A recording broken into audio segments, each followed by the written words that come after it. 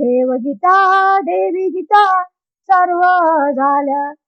सर्वांचा एकची सार, शुद्ध करावे हृदय मंदिर, सुखी करावे चराचर, तरीच पावे सद्गती. नमस्कार, मी शारदा राजेंद्र राऊत. ग्रामगीता प्रचार या यूट्यूब चॅनलवर पुन्हा आपले एकदा स्वागत आहे. आता आपण देवदर्शन या पहिल्या अध्यायाचे वाचन करणार आहे. ओळी नंबर 58 ते 72 याचे वाचन करून मी त्याचा अर्थ सांगणार आहे.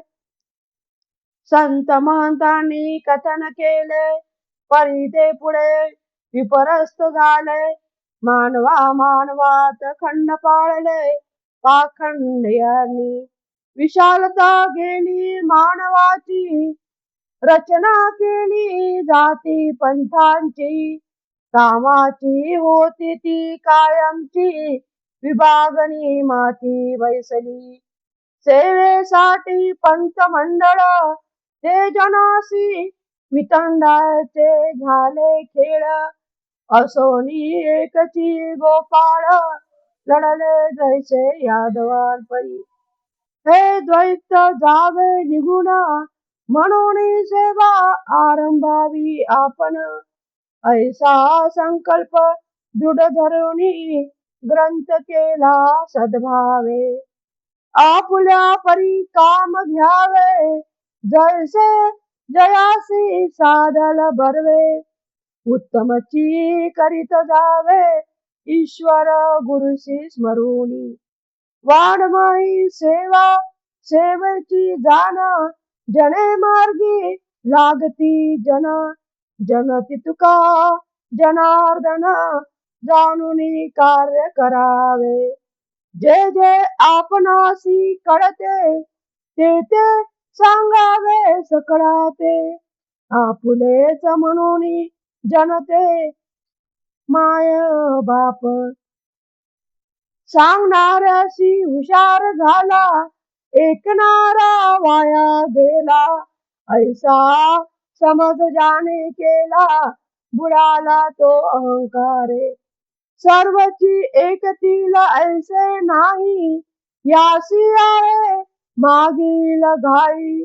म्हणून सेवा खंड द्यावी, ऐसे नाही उचित. आत्मसंतोषा कारणे, विश्वसेवेचे प्रेरणेने. ग्रंथ रचिले सहृदयपणे, थोर जनांनी.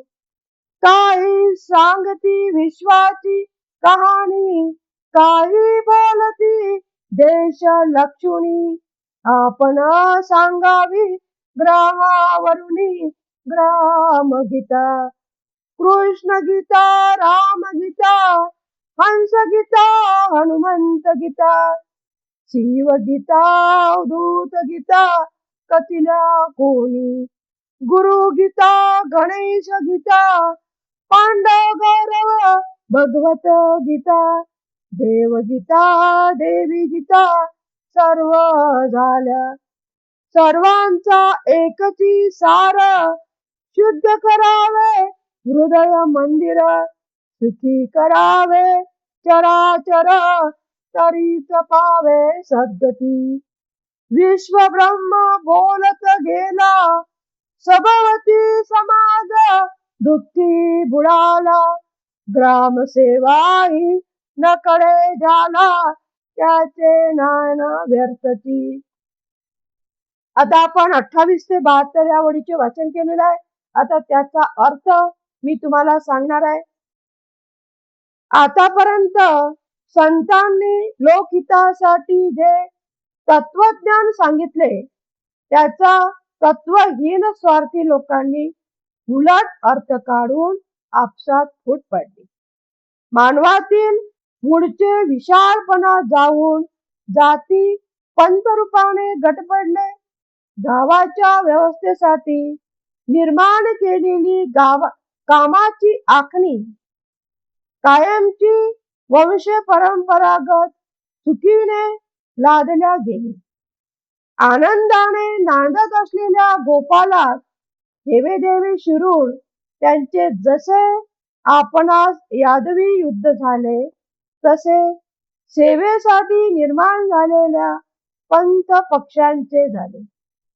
या भेदवृत्तीचे उच्चाटन होऊन गावात नवचैतन्य यावे म्हणून सेवादृष्टीने हा ग्रंथ लिहिण्यास सुरुवात केली आहे. ग्रामोत्थानासाठी आपल्याला सहज आदर्शयुक्त करता येईल ते काम हाती घ्यावे व अनुभवी आत्मदर्शी गुरुला तसेच ईश्वराला स्मरून नेटाने करीत राहावे.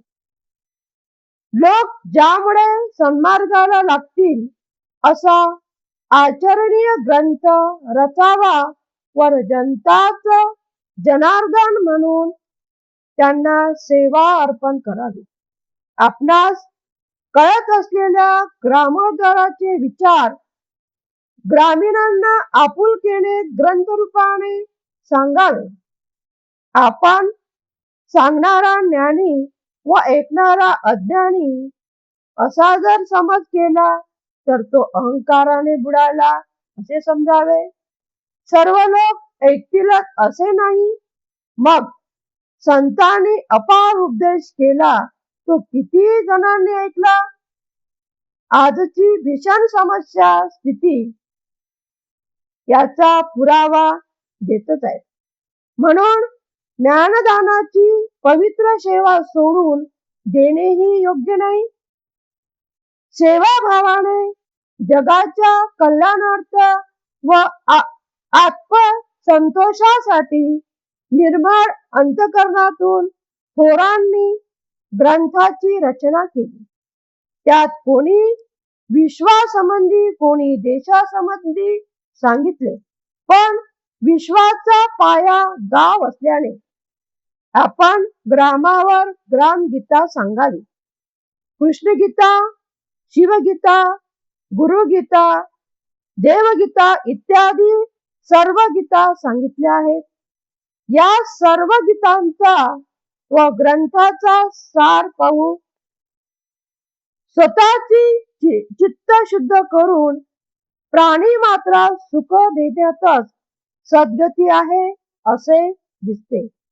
सभोवताली समाज दुःख दैन्याने हरपत असता सर्व ब्रह्म असा तोंडाने घोष चालवीत असेल आणि ज्यांचे ग्रामसेवेकडे दुर्लक्ष असेल तर ते त्यांचे वाचिक ब्रह्मज्ञान कुचकामी आहे असे समजावे.